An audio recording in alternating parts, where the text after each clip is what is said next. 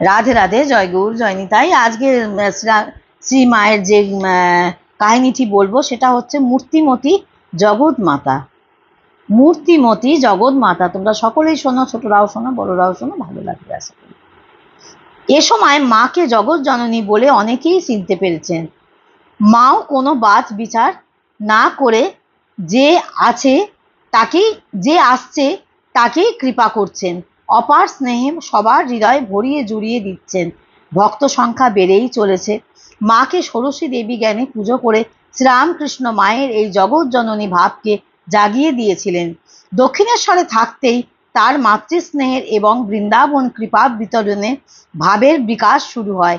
কামারপুকুর থেকে মাকে যখন কলকাতায় আনা হলো, শ্রীরামকৃষ্ণের সন্ন্যাসী ও গৃহস্থ সব সন্তানই অবাক হয়ে মায়ের মধ্যে এই দুটি ভাবের পূর্ণ বিকাশ দেখতে পেলেন। তাদের সবার হৃদয়ে তিনি ঠাকুরেরই স্থান অধিকার করলেন। মাকে পেয়ে ঠাকুরের স্থূল দেহে না থাকার অভাব সবাই অনেকটা ভুলে গেলেন। মা সে অভাব মিটিয়ে দিলেন। শ্রীরামকৃষ্ণ সংঘের ও অগণিত ভক্তের পরম আশ্রয় হয়ে উঠলেন তিনি। 1888 খ্রিস্টাব্দের হতে শুরু করে 1908 পর্যন্ত মা যখনই দেশ থেকে কলকাতায় এসেছেন তাকে ভাড়া বাড়িতে বা ভক্ত বাড়িতে থাকতে হয়েছে। শেষে 1908 খ্রিস্টাব্দে স্বামী শারদানন্দ বাগবাজারে মায়ের কলকাতায় বাসের জন্য স্থায়ী আবাস নির্মাণ করেন। 1909 খ্রিস্টাব্দের 23শে মে শ্রী শ্রী মা এখানে প্রথম পদার্পণ করেন। এরপর যখনই কলকাতায় এসেছেন তখনই তিনি এখানেই বাস করেছেন শেষ দিন পর্যন্ত। তার সেবক স্বামী শারদানন্দ তার শরৎ বসে থাকতেন একতলায় প্রবেশদ্বারের পাশে একটি ঘরে।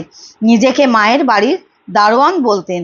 বাড়িটি ঠিকানা 1 নম্বর উদ্যান লেন, বাগবাজার, কলকাতা 7,03,000। বাড়িটির দক্ষিণে গোপালচন্দ্র নিয়োগীর লেন। প্রথমে এই নামেই ঠিকানা ছিল। এরপর মায়ের সেবক মার শরৎ করিয়া ধার কত না খাঁটি, বাগবাজারেতে গড়ে মার থাকিবার তরে মায়ের বাটি। দ্বার পাশে ছোট ঘরে এক কোণে ধৈর্য ধরে প্রশান্ত বয়ান সদা বসি থাকিতেন আপনারে কহিতেন মার দারোয়ান। কি সুন্দর কথা, তাই না? এখানেই মূর্তিমতী জগৎমাতার কাহিনীটি শেষ হলো। তোমরা সঙ্গে থাকো, সাথে থাকো, শুনতে থাকো। ততক্ষণ রাধে রাধে, জয় গুরু, জয় নিতাই।